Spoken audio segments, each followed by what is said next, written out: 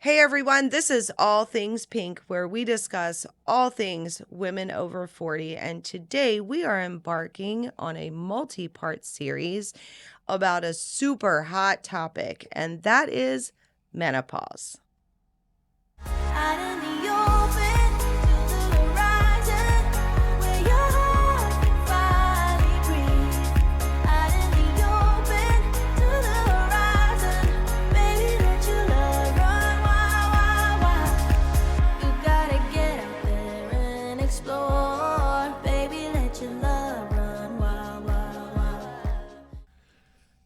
So, welcome, guys, to part one of our menopause series, and welcome to the show, Miss Christina Brockett. How are you? I'm good. How are you? Good.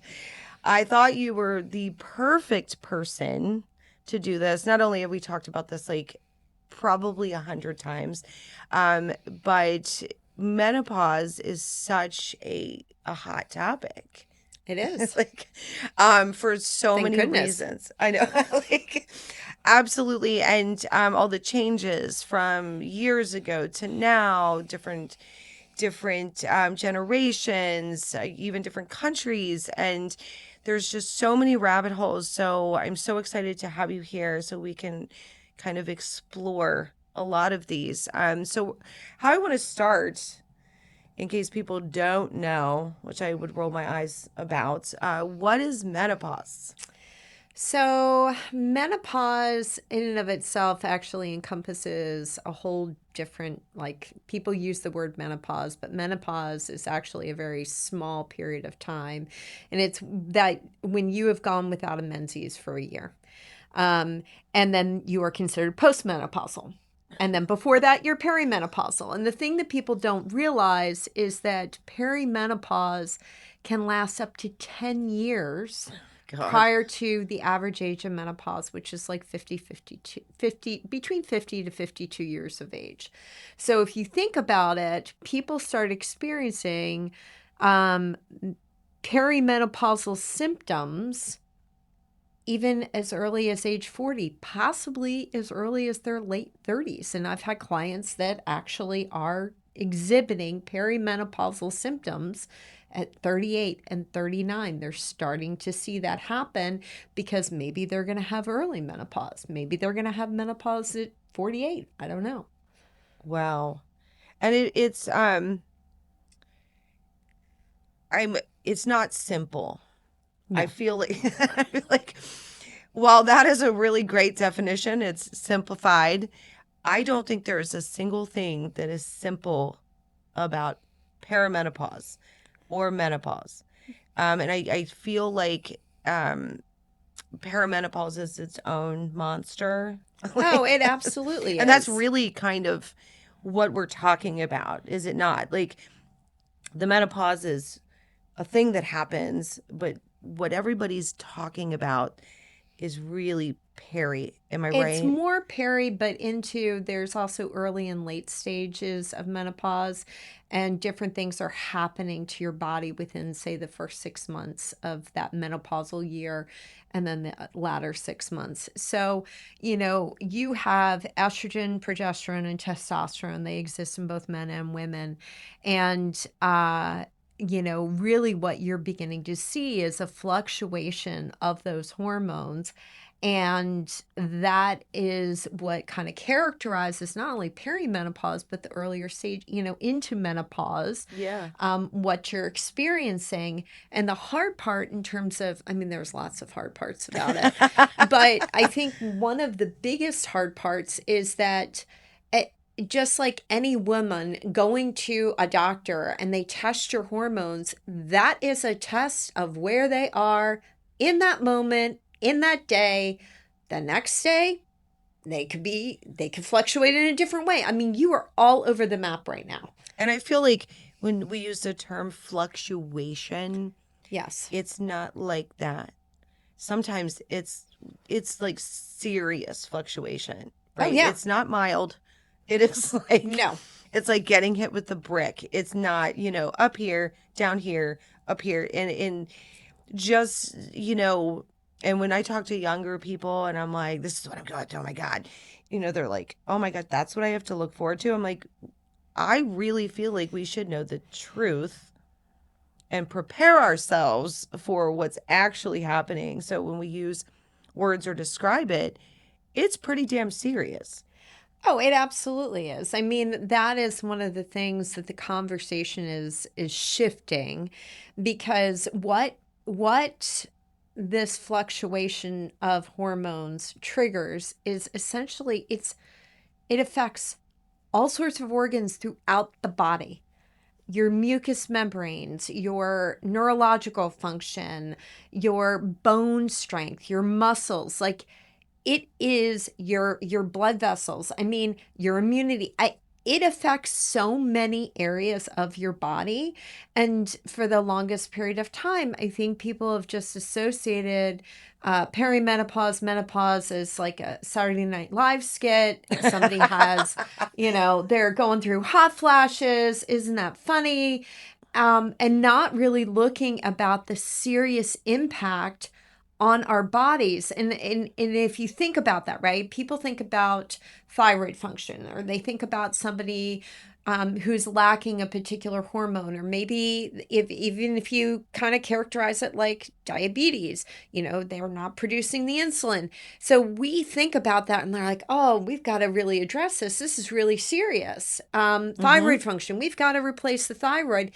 And not replace the thyroid, but provide supplemental Right, hormones to help right. address these, or medications. But for, the perception has been different. And we'll talk about why that Mm-hmm. is.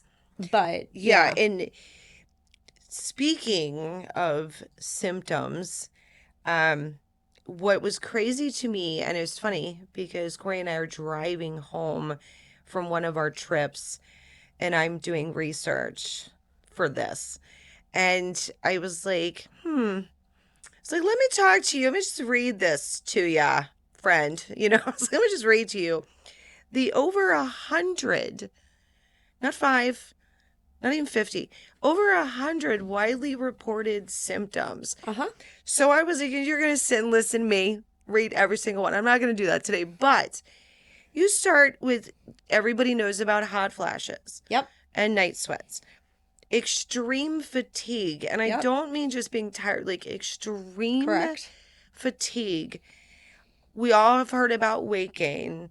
But I think it's a little bit more nuanced than that. 100% is more nuanced than that. Hair loss, and I mean loss, Yeah. like Yeah. it's coming out in droves. Yeah. Not just like, oh, there's, it's a little hair. No, like massive loss. Here's the one that they talk about, but I don't think anybody really understands the extent of it, and that's the brain fog and memory loss, like extreme. You have vaginal issues, UTIs, bladder issues, physical pain, the phantom pains that came out of nowhere. You didn't even do anything.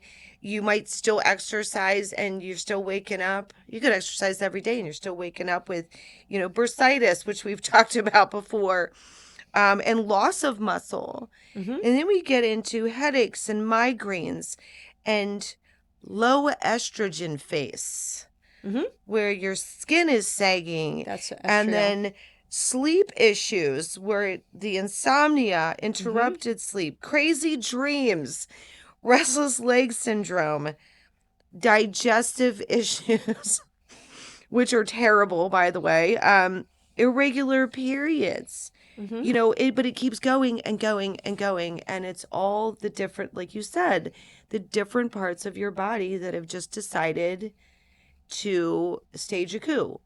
And one But of it's not them, even just staging a coup, right? This goes back to your body has been supplemented with its natural hormone for the better part of your life, your yeah, cognitive life, post puberty, etc. And now it's like, no, no, we're going to take all those things away. yeah, we're done. And so, as a consequence, because it plays such a huge role in all of these on a cellular level in the body, that's why you're seeing such a pervasive amount of symptoms throughout the body. So let's explain the concept of like what did estrogen do? Oh, estrogen does a lot. Yeah. We'll start there. Like, I wish, like, a lot of people that want to find humor in this talk about it. It's like the protector of everyone else. Like, it's the thing that allowed us to not, kill Yes. everyone.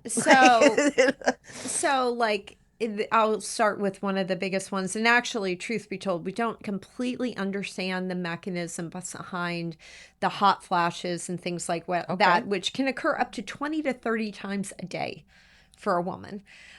Certain populations are affected more than others, um, and they can go on for up to 10 years. Oh, I'm curious about that. Certain populations are affected more Yes. than others. Yes, we'll come back to that Okay. because that's, and Don't I forget know that. that I know. So the bottom line there is estrogen had a like a protective gatekeeper kind of effect is what they think. And then, in terms of your brain, and then now that you have that gatekeeper's not on duty anymore, the regulator of your temperature is the thermostat's going wild and it's Oh, going up God. and down and up and down and up and down. As far as your brain, you also have got serotonin and dopamine effects. So now that you don't have the protective effects of these hormones, you experience higher levels of anxiety. Your threshold of tolerance to stressors is reduced. And so that continues this like perpetual like feeling of stress, and that stress builds anxiety. It affects sleep. If you aren't getting enough sleep, you also have neurological impacts, right? And then you look at, the facial differences. Estrogen plays a huge role with skin, hair, nails, your mucous membranes, and things like that. So it affects vaginal function as well. And that's one of the reasons why, as far as the face goes, they're now being touted these estrogen based topical things that you can use. Now, there are caveats with that too, but you know, loss of muscle mass. I mean, in average after age 30, it's something like 3 to 5%. I can't remember the exact quote, but your muscle mass decreases Mm-hmm. significantly each decade. And because it plays a role in muscle, and you have lower muscle tone and you end up accumulating more fat, and that affects things as well. Of course. Metabolically, your metabolism slows down. And so, if you want to look at that, it slows down anywhere between 2 to 300 calories in addition in menopause. Just you're resting metabolic rate. You're Right. not even doing anything. That decreases. So then you have less muscles, which muscle is more metabolically active than fat. It also affects your ability, your insulin sensitivity, God. right?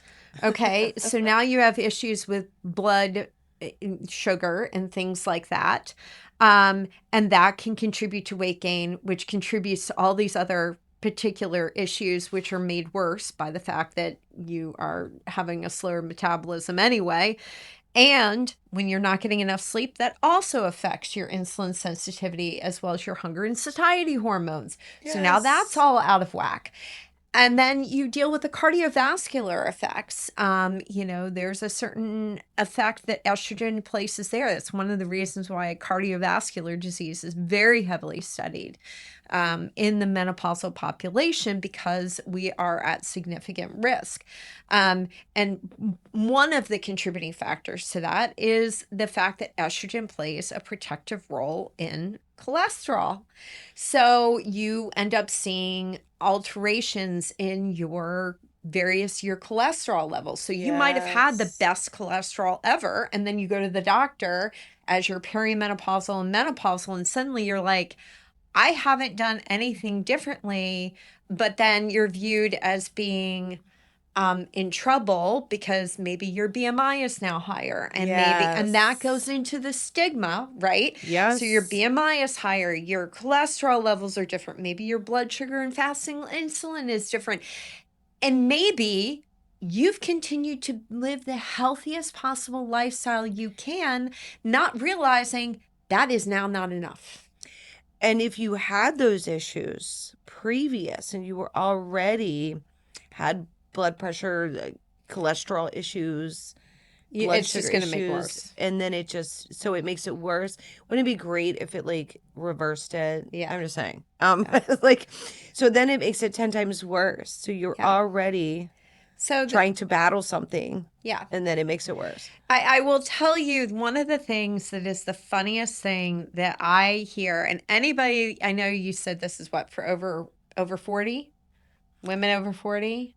I feel like it is because we, this Yeah. podcast surrounds that, but this is an issue Well, and for everyone. it really is, and from the perspective that I was talking to a group of women and they were in their 30s and they were like, "Well, we don't need your help." Yeah. And I'm kind of like, actually, the work you do in your 30s sets the foundation for your 40s and beyond. You need to start worrying about this stuff and taking those measures now Yes. to set you up for the best possible success, because it is much harder.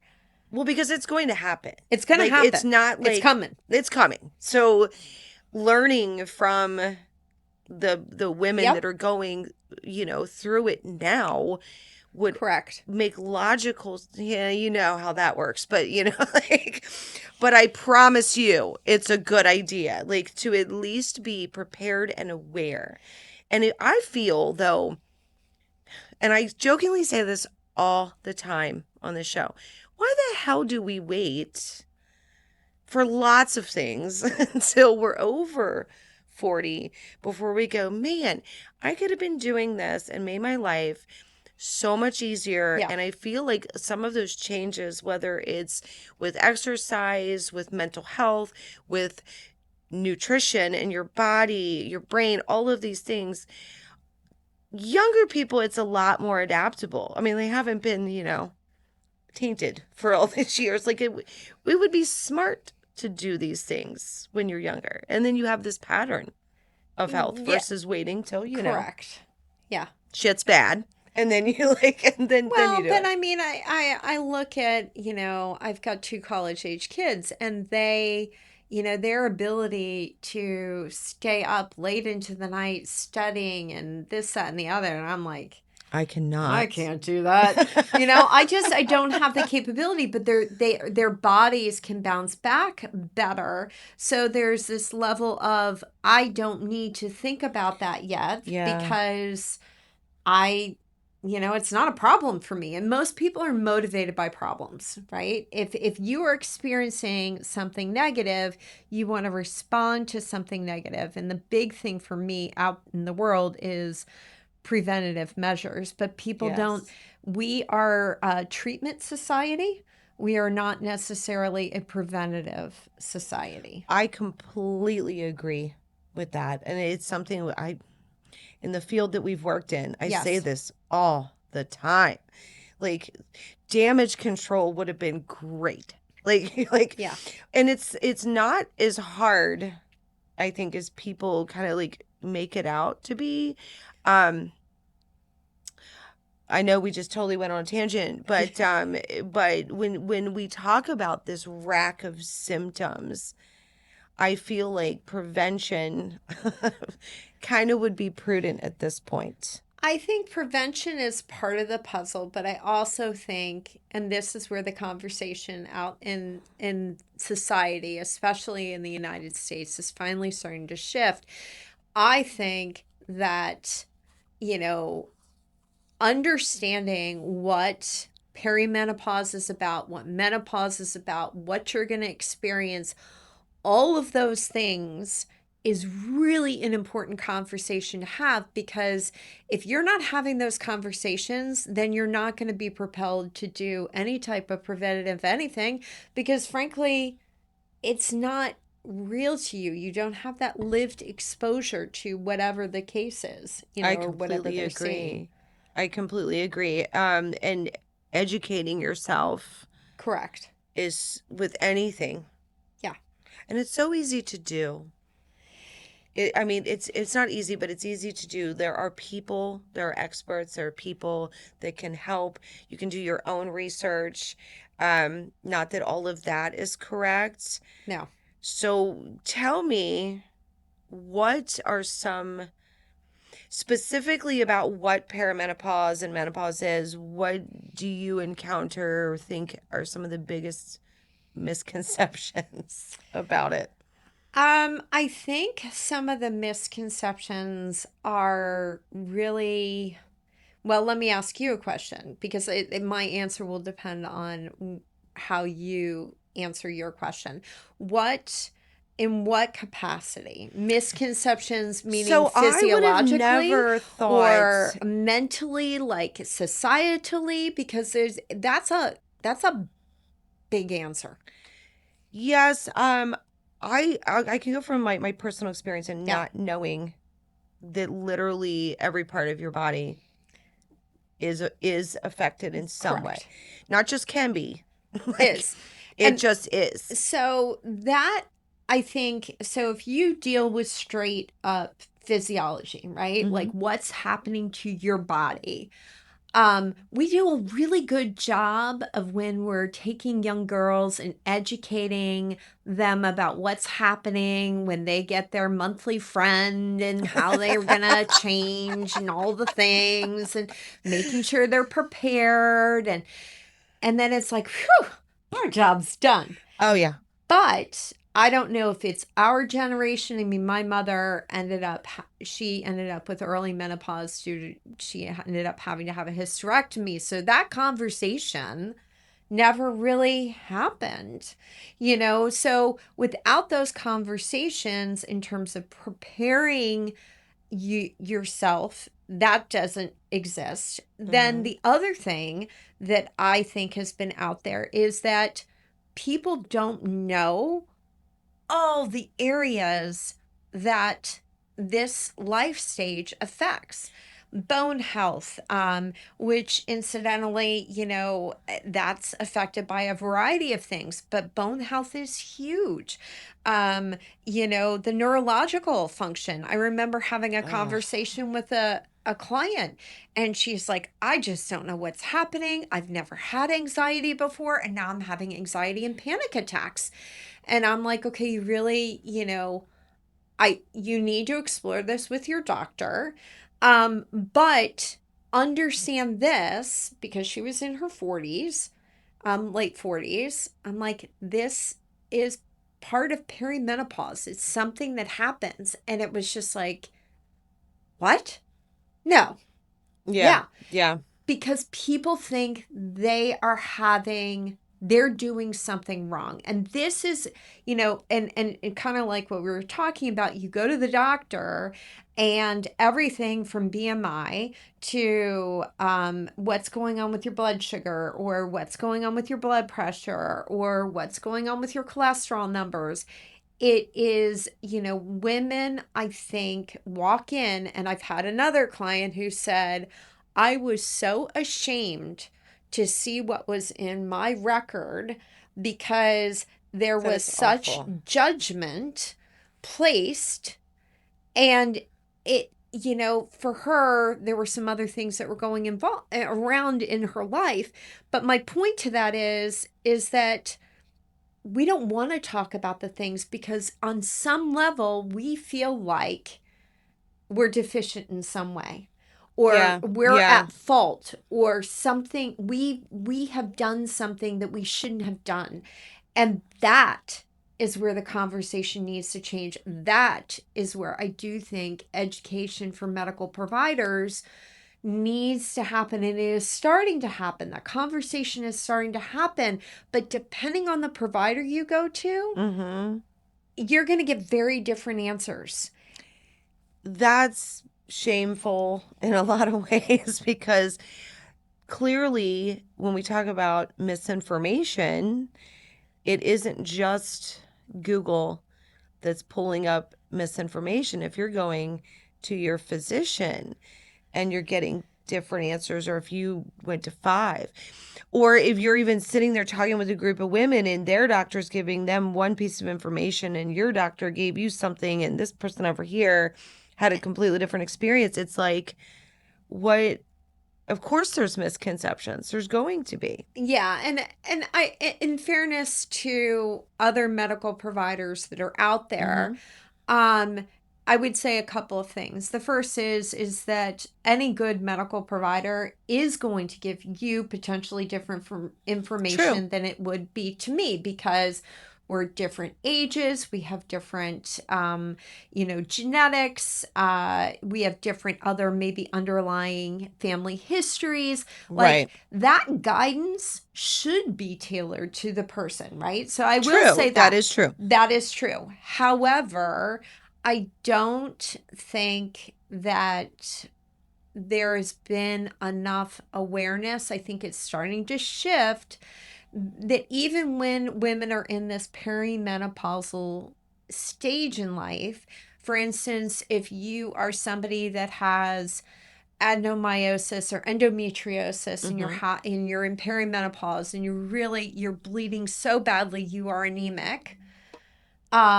one doctor may recommend that you have a hysterectomy. And another doctor might say, you know what? Let's try a bioidentical first Yeah. and Yeah. see if we can kind of alter what's happening with your lower progesterone and see if we can fix that before you go down this surgical route. Same issue, Yeah. same person, two completely different viewpoints. And I don't know what entirely drives that. I Because think that's for several different treatments. So, I mean, I hear that about, all kinds of medical diagnosable conditions. yes, that's um, true. There are it is different, like, so like, that's why you say go get a second opinion, go yeah. see a different doctor, because menopause and peri, right, is these are diagnosable medical conditions. Yeah. So I think that's another, like, maybe former misconception is that it's technically not a medical condition. Do you think I that people thought that, or is it because, every woman goes through it? Maybe there's this weird thought that it's not a medical condition. um I I think that it depends on the provider. I think that it depends on how much they are well versed in Is a in period a medical condition? yeah, I mean it's a part of, but it's a part, I mean just like for men, I mean they there are certain things that are out there that they are testing for and benchmarks and things like that. So I'm not saying that that doesn't exist.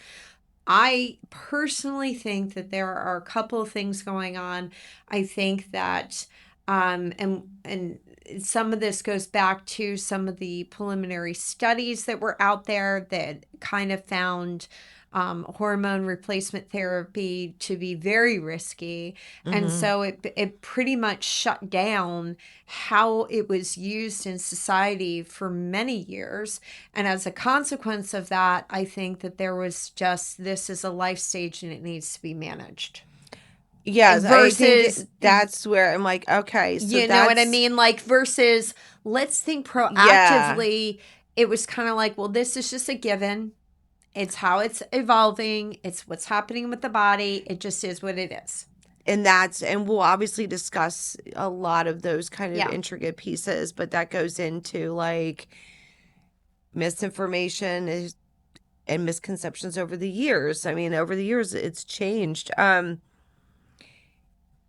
How many women, and I know you have a statistic on this, how many women go through menopause?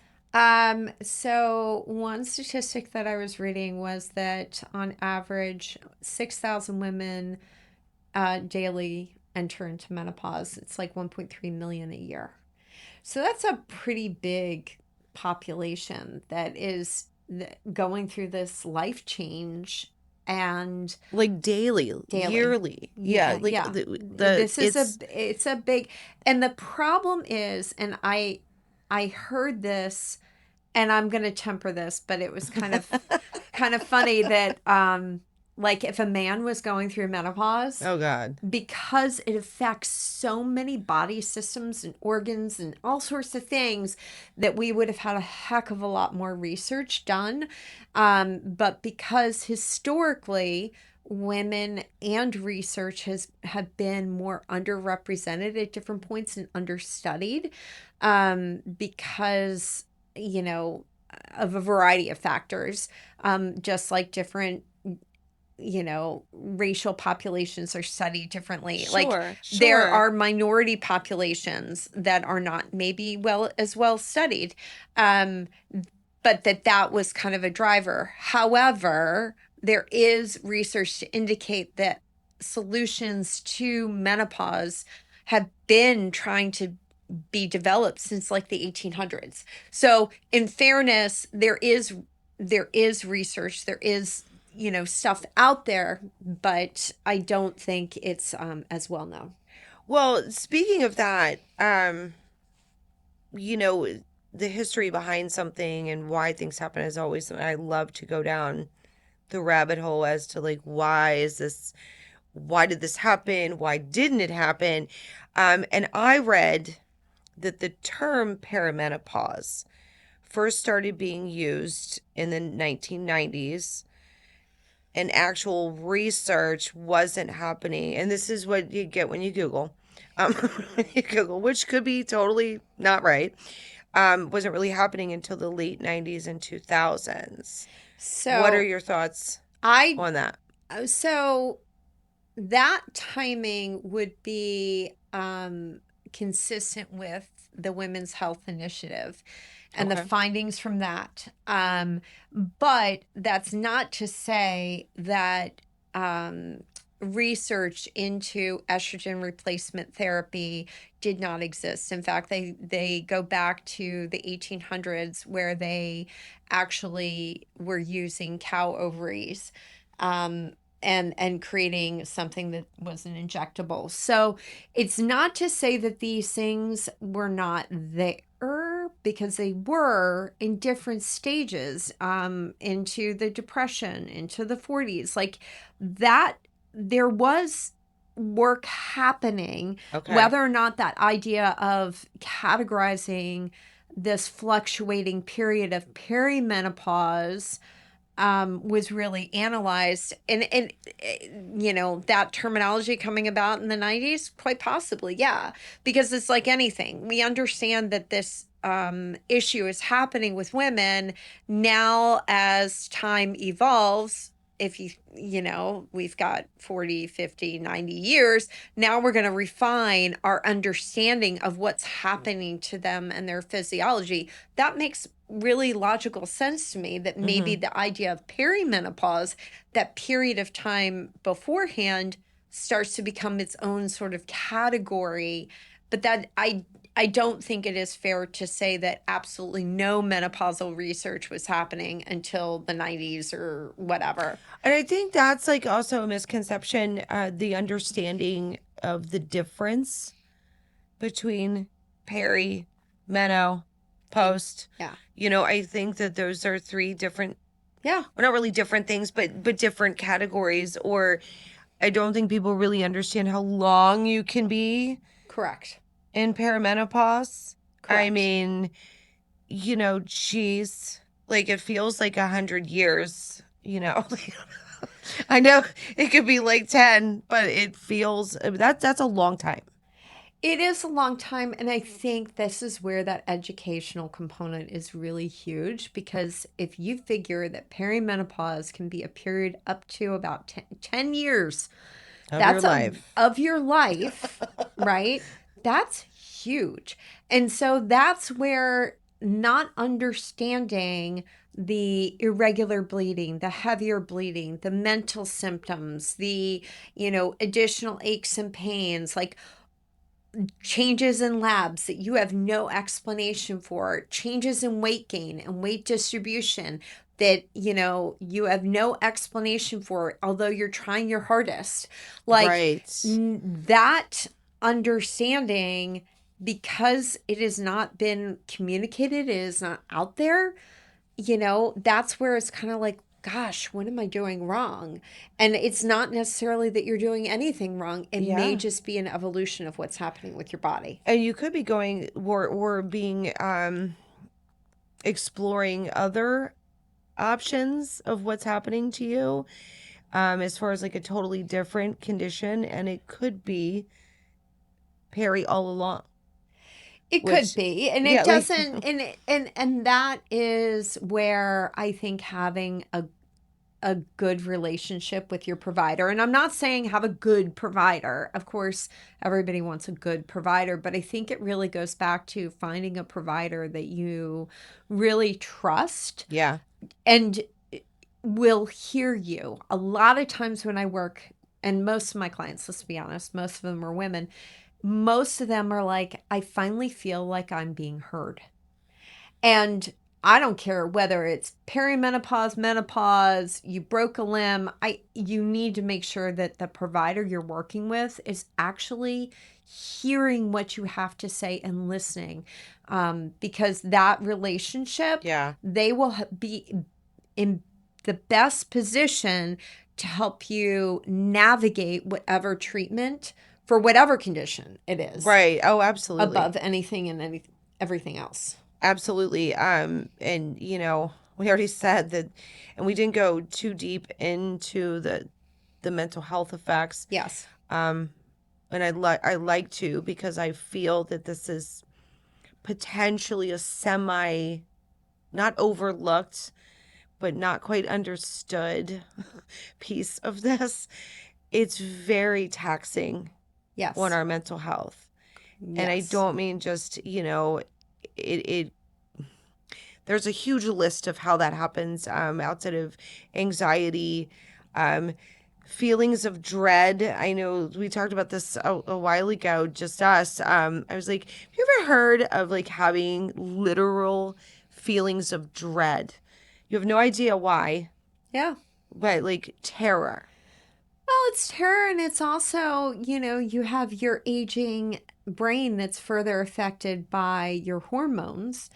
And, I remember when I was pregnant and I'd be able to look at that pen and I'd be like, that thing in your hand, you write with Oh, you it have like no and word. and you have no word.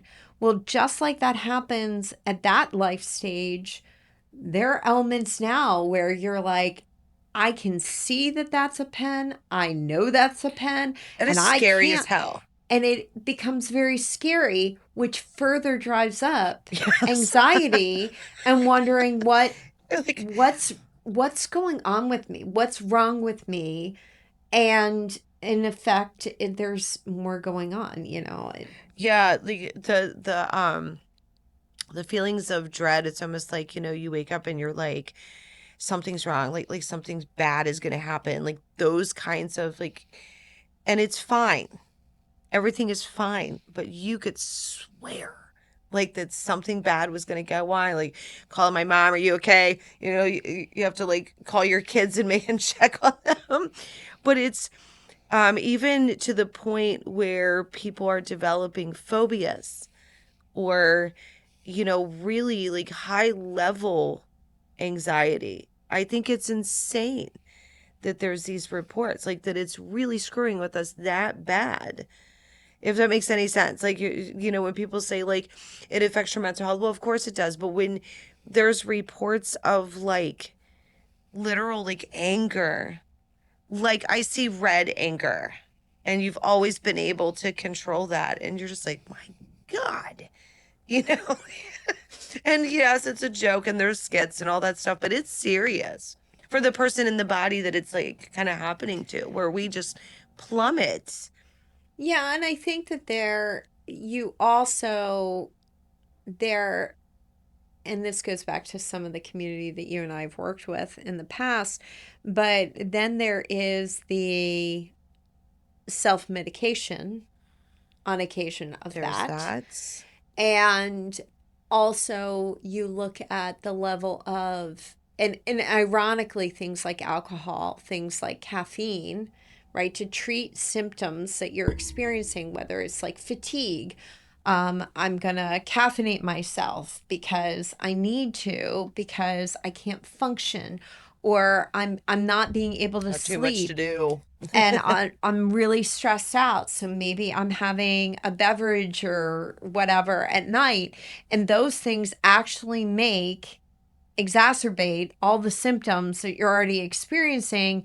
And then that creates a horrific cycle because we're Yeah. not, this gets back to what I like to focus on is figuring out, understanding really, really where you are and what is at the root of what you are experiencing and how to address those root causes. And that answer really depends on the person. Um, and how they want to proceed. Um, and that takes the form of like natural stuff, diet, cognitive behavioral therapy, Yeah. you name it, to get to where you need to be. Well, we're definitely going to explore those. Yeah. At the base of it, we, I think there's a level of acceptance that we need to come to as well, that this is happening. this and it's totally okay. I think it's the very first thing for like our mental health is to say, okay, this is happening, be aware of it and understand it and be educated on those symptoms and what they are, Yes. and to understand that there are some crazy ones. What are like some outside of like the ones you hear all the time? Like, have you heard of any like super what you would consider to be like crazy, odd? I know like a change in body odor was one of the ones that I read that I was like, wow. Like I didn't experience it, but I believe that. I believe when people report things. Um, any like crazy ones? I haven't had anybody that's reported anything super crazy necessarily, I but guess it's not crazy, I think but like unusual. I think that the biggest unusual one that I see, and I know we're going to get into this later, is issues with respect to how their immune system is functioning, um, that alterations there. And I think so when you talked about like mucus, Mucous right? membranes, yeah. Okay. So is that like congestion? I mean, it could be congestion. I mean, Or like that is a allergies, like do they worsen? Is that something that is well, estrogen has a really protective effect on our entire body. And, as a consequence of that, when you have depletions of that, by its very nature, you're going to see a cascade effect throughout the body. yeah, and that I think is what like the biggest But mucous what I think membranes is is, crazy. I have an entire yeah, I packet know. on symptoms and uterine fibroids. Like, come on. You know what I mean? Like abdominal cramps, and so it's like this is where I'm like I don't consider it that crazy, but somebody, that doesn't know anything about menopause and perimenopause would be like, oh, that can't possibly be. That has to be something I ate. But it could very well be related to menopause. It could be. And I think the hard part there is like anything, right? You could have a symptom, and that symptom or a cluster of symptoms that somebody's experiencing, and it isn't all just perimenopause or menopause. It could be that that is a piece of this portion of the puzzle, but you have some underlying condition that's manifested that has nothing to do with any of that. And so it's a multifactorial, and you need to kind of peel back the layers of the onion to figure out, okay, this is related to this is right. Yeah. I'll give you a perfect example. Female who was massive fatigue, uh, increased levels of, stuff going on with their cholesterol, um, low vitamin D, um, and, has a history of other chronic fatigue related things, right? So looking at, oh, and thyroid. So it's like, okay, and they were put on a statin. And so the statin can deplete your body of energy related issues. And it's like, but their estrogen had plummeted, their thyroid function was a little off. They had low vitamin D. So which of those things is at the root Yes. of the Yeah. fatigue that they're experiencing? Exactly. It's not just because she's in menopause. It's you got to figure out which one is So the yeah, logical. so then you're like, okay, it's almost like here comes Perry to potentially uncover something you may have been dealing with, but didn't know you were dealing with. And now they are exacerbating each other It's and having it's a battle. it's a And then, it's but you start to work like any scientific experiment, right? Of looking at one thing at a time and then seeing, okay, my money is going to be on this first, and then we're going to try and see what happens elsewhere. So it's it's a it's it's a process. process, and it is not simple, and it just gets more complicated. And I think that that acceptance of this and being okay, this is the time period, this is happening, educating yourself, becoming aware of what your body is doing, how it's reacting to things, and making sure that you are consulting. I mean, if it's blood work you need, get it done if you can get it. And then, we're going to discuss treatments in part two, but being able to really put together after you explore everything and put those pieces together. But at the starting point is really understanding what's happening and being aware. We live in a society where we're vastly unaware. I feel like it's because of distractions, or maybe we don't want to know. Whatever There's the some of case, that. whatever There's the some of case that. may be, being more aware and it being okay to talk about it, to have the conversations, and to do our Oh, I our can't wait to research. talk about that piece. to have to have that, and like what can be done, because as we move into part two we're going to talk about all the things that can be done. Yeah. But first we have to understand it, accept it, and that this is part of our life, but that it is a diagnosable condition, right? And it comes with all these things. It does. And it really goes down to finding and working with providers that you feel comfortable with, but also really doing your own due diligence of doing that education, understanding you are going to be your own best advocate. Um, Absolutely. and you know your body better than anybody on this planet. And I really am a strong proponent of be your advocate, educate and empower yourself, find a good provider, work with them on your particular case, because you know that's the only way you're going to get where you need to be of living your optimal life. And I think that sharing with other women that are going through this is very helpful. It's very helpful to, I mean, just to have that support alone. Yeah. It just to be able to talk about it, be able to say, "Oh my God, I know this sounds crazy," but like I have no filter, so I have zero issues talking about it. But I think it helps reduce that stigma. It helps allow people to feel like they haven't done something wrong. We're all going through it, so it's not as heavy, Yeah. and I think that's really helpful.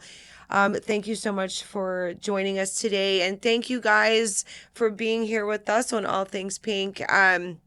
If you're watching this on YouTube, please make sure that you like the video and subscribe to the channel, and join us for the next several pieces of this series. If you are listening on Apple and Spotify, awesome. If you want to listen, you can find us there. And join us next time here on All Things Pink. You gotta get out there and explore.